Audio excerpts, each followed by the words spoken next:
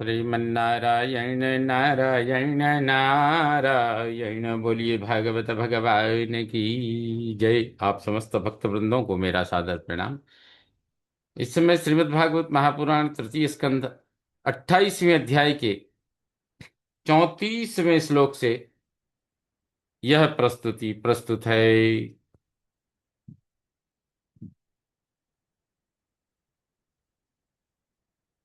एवं हरौ भगवति प्रतिलब्ध भावो भक्त्या द्रवधृदयोत्पुलकः प्रमोदात् औत्कण्ठ्यबाष्पकलया मुहुरर्ध्यमानः तच्चापि चित्तबडिशं सनकैर्वियुङ्क्ते। एवं हरऊ, इस प्रकार श्री हरि भगवती भगवान में भाव प्रतिलब्ध प्रभक्ति प्राप्त होने पर भक्त्या द्रवत, भक्ति से द्रवित, हृदय हृदय होने से, प्रमोदात हर्ष से, उत्पुलकः रोमोत्थान होता है, उत्पुलकः रोमोत्थान होता है, औत्कंठ्य उत्कंठा से, बाष्पकलया आंसू से, मुहुः बार बार, अर्ध्यमानः व्याकुल होने पर, तत् उस चित्तबडिशम भगवान को खींचने वाले बंसी कांटे जैसे चित्त को अपि भी और अपिचा और भी सनकई ही धीरे धीरे वियुंगते हटा लेता है।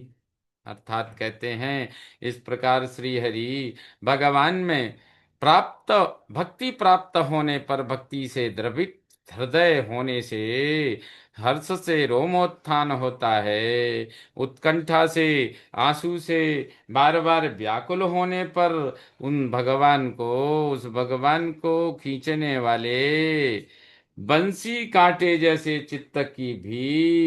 चित्त को भी धीरे धीरे हटा लेता है। मुक्ताश्रयं यर्हि निर्विषयं विरक्तम् निर्वाणमृच्छति मनः सहसा यथार्चिः आत्मानमत्र पुरुषो व्यवधानमेकम् अन्वीक्षते प्रतिनिवृत्तगुणप्रवाहः। यर्हि, इस प्रकार जब आश्रयम आश्रय को भी मुक्त छोड़कर निर्विषयम निर्विषय और विरक्त विरक्त हो जाता है, तब यथा अर्ची जैसे अग्नि काष्ठ जलने पर सहसा अचानक मनः मनः मन निर्वाणम रिच्छति, निर्वाण प्राप्त हो जाता है, मन की पृथक सत्ता मिट जाती है, गुण प्रवाह गुणों की धारा प्रतिनिवृत्त लौट जाती है। अत्र पुरुषा, यहाँ देह में जो पुरुष है वह आत्मानम अपने को अव्यवधानम बिना रुकावट अनवच्छिन्न एकम अद्वितीय अन्वीक्षते देखता है। कहते हैं इस प्रकार जब आश्रय को भी छोड़कर निर्विषय और विरक्त हो जाता है, तब जैसे अग्नि काष्ठ जल जाने पर समाप्त हो जाती है, वैसे ही अचानक मन निर्वाण को प्राप्त हो जाता है, मन की पृथक सत्ता मिट जाती है, त्रिगुणों की धारा लौट जाती है। यहाँ देह में जो पुरुष है वह अपने को बिना रुकावट अनवच्छिन्न अद्वितीय देखता है। सोऽप्येतया च रमया मनसो निवृत्त्या तस्मिन् महिम्न्यवसितः सुखदुःखबाह्ये हेतुत्वमप्यसति कर्तरि दुःखयोर्यत् स्वात्मन् विधत्त उपलब्धपरात्मकाष्ठः। सः अपि, वह योगी भी, एतया चरमया, इस अंतिम मनसः निवृत्तया, चित्त की अविद्या रूप निवृत्ति से, तस्मिन उस सुख दुख बाह्ये, सुख दुख से अतीत, महिमनी अपनी महिमा में अवसितः स्थित होता है। जिस दुख के कारण कर्तापन को भी अपने में मानता था, यत यत दुखयो हेतुत्वम, जिस दुख के कारण कर्तरी अपि, कर्तापन को भी स्वात्मन विधत्तो अपने में मानता था। परमात्म काष्ठ कष्ट, परमात्म कष्ट उपलब्ध असति, परमात्मा में परमात्म निष्ठ उपलब्ध,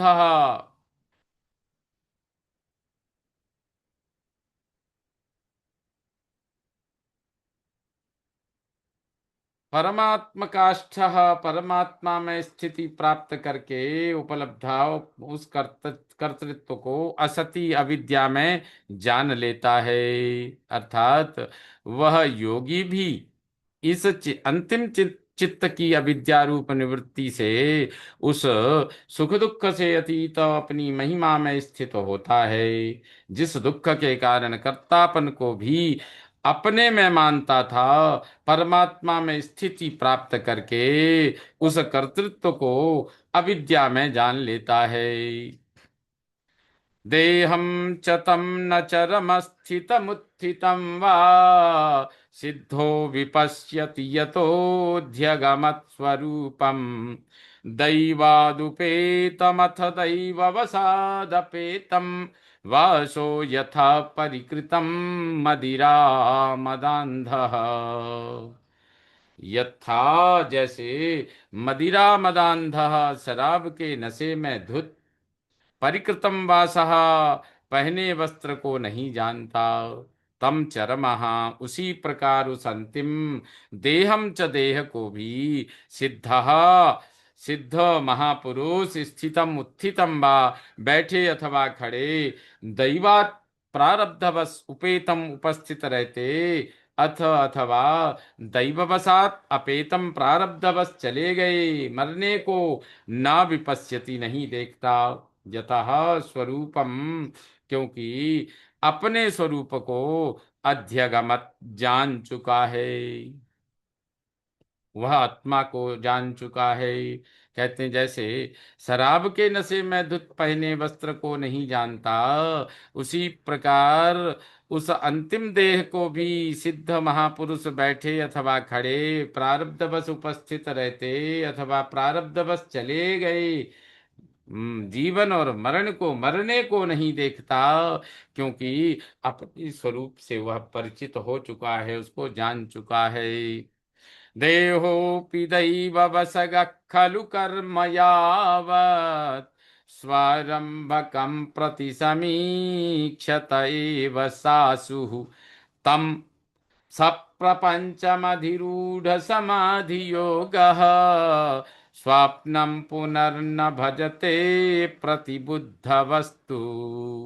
दैववशगः देहः अपि, प्रारब्धाधीन देह अपि उसका शरीर भी, यावत जब तक, स्वारंभकम उसे आरंभ करने करने जन्म देने वाला, कर्म खलु प्रारब्ध कर्म शेष है, स असुहु जब तक सब प्राण रहते, प्रतिसमीक्षत एवं प्रत्यक्षत प्रत्यक्ष जीवित रहता ही है, समाधि योग, किंतु समाधि योग में अधिरूढ़ पहुंचा हुआ, वस्तु प्रतिबुद्ध वस्तु तत्व परमात्मा को जान लेने वाला, तम सब प्रपंचम उस शरीर को संसार के साथ स्वाप्नम स्वप्न के समान जानकर पुनः न भजते, फिर सेवन नहीं करता।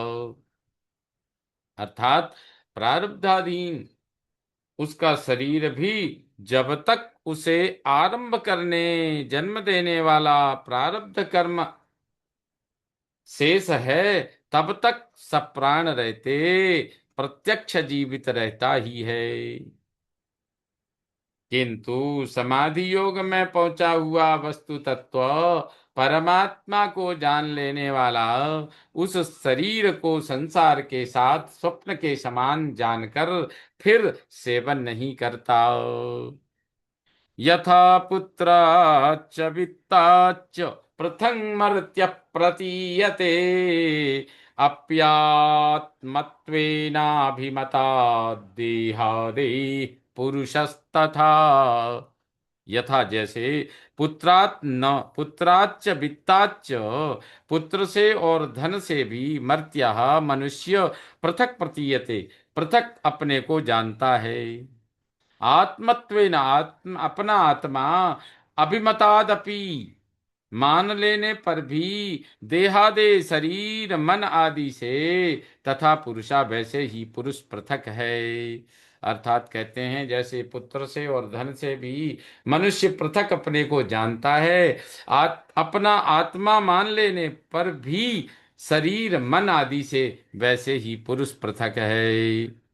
यथोल्मुखाद् विस्फुलिंगाद् धूमाद् वापि स्वसंभवात् आ अप्यात्मत्वेनाभिमतात् यथाग्नि पृथगुल्मकात् पृथगुल्मुकात्। आत्मत्वेन अपना आत्मा, अभिमतात्माने हुओं से, अपि भी, यथा उल्मुकात जैसे जलती लकड़ी से, विस्फुलिंगात चिंगारी से, स्वसंभवात अपने से उत्पन्न, धूमात अपि धुएं से भी, उल्मुकात लकड़ी में उठती अग्नि से भी। अग्नि पृथक है। अर्थात अपना आत्मा माने हुओं से भी वैसे, जैसे जलती लकड़ी से, चिंगारी से, अपने से उत्पन्न धुएं से भी, लकड़ी में उठती अग्नि से भी अग्नि पृथक है। भूतेन्द्रियान्तःकरणात् प्रधानात् जीव संगितात् आत्मा तथा पृथक दृष्टा भगवान ब्रह्म संगीतः।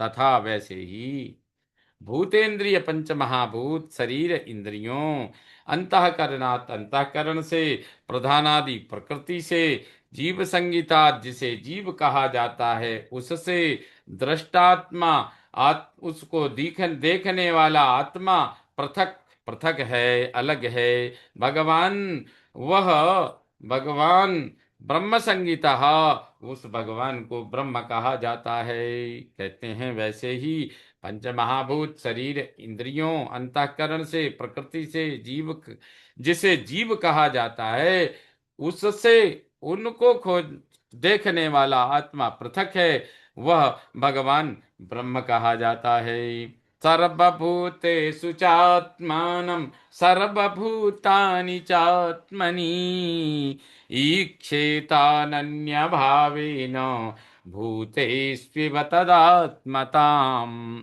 भूतेषु प्राणियों में तत्व्याप्त आत्मताम इव चेतन तत्व के समान, सर्वभूतेषु च सब प्राणियों में तो, आत्मानम अपने आत्मा को, च आत्मनि और अपने में, सर्वभूतानि सब प्राणियों को, अनन्य भावे न दूसरा कोई, अन्यता का भाव किए बिना ईक्षेत देखे। अर्थात कहते हैं प्राणियों में व्याप्त चेतन तत्व के समान, सब प्राणियों में तो अपने आत्मा को और अपने में सब प्राणियों को दूसरा कोई अन्यता का भाव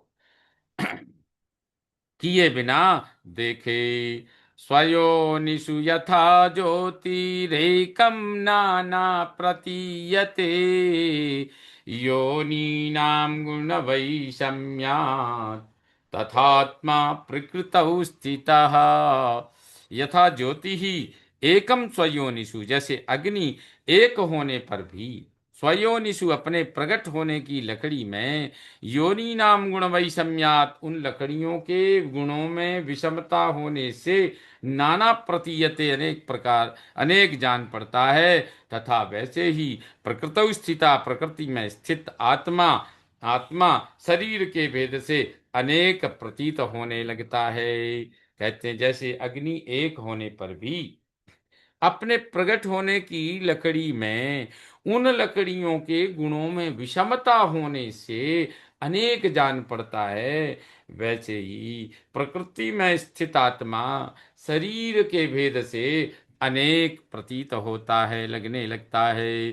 तस्मादिमां स्वाम प्रकृतिम दैवीं सदसदात्मिकां दुर्विभाव्यां पराभाव्यो स्वरूपेणावतिष्ठते।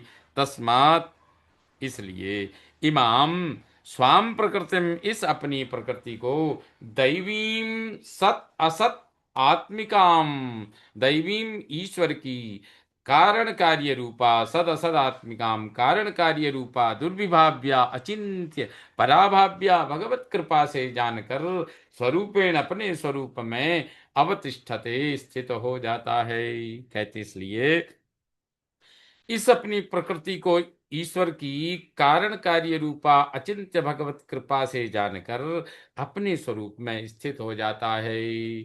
श्रीमन्नारायण नारायण नारायण इति श्रीमद्भागवते महापुराणे वैयासिक्यां पारमहंस्यां संहितायां तृतीय स्कंदे अष्टाविंशोऽध्यायः।